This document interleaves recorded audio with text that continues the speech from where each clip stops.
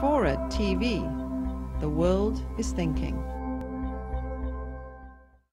The advocates have once again crafted a very, very well-intentioned message to the public. They are playing our emotions once again in regards to increasing the taxes on this substance to try to legalize it. They are playing our emotions because we're all in a financial depression, recession, depends on who you believe in. There is not a person that has not been affected with the economy of California as well as the nation today. They are trying to glean that one piece of emotion we all have and trying to justify what they're trying to do. But I think what we have to do is look at the cost. One of the concerns I have is in regards to substance abuse. We currently have legalized both alcohol as well as tobacco.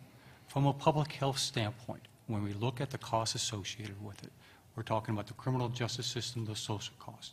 From a public health standpoint, I question whether or not we would reverse our course. I realize that's not going to happen, but it should be a basis as we look to introducing another substance into our society. In May of 2009, the National Center of Addiction and Substance Abuse at Columbia University released a study. It was the first of its kind study in which they went back 3 years and looked at the spending of the federal government, state government, and local governments on substance abuse. The statistics are alarming. And I realize that we don't have time to look at all those statistics, but I think we should concentrate on California, since we are in California. The statistics in California, they are talking about raising anywhere from $1.2 to $2 billion in terms of revenue. But by the same token, let's analyze that. When you look in 2005, the state of California spent $19.9 billion of substance abuse and addiction, or we spent $545.09 per capita. That's based on a population of 36.5 million. But the state of California collected $1.4 billion, or we collected $38.69 in taxes. Can we afford to introduce another substance that is going to be abused and is abused? When you look at the history right now, a lot of the medical research right now, why are the young people going into the emergency room? Marijuana right now is overwhelmingly surpassing alcohol. It's costing us today. Mr. Lee. Well, first question I'd have for the police chief is, does he think if we made booze illegal, our social costs would go down? I mean, do we want to return to Al Capone and Thompson submachine guns, driving around, shooting each other over selling alcohol? And, when we have more social costs from all those prohibition violence and people getting bathtub gin, going blind like they used to back in the 1920s.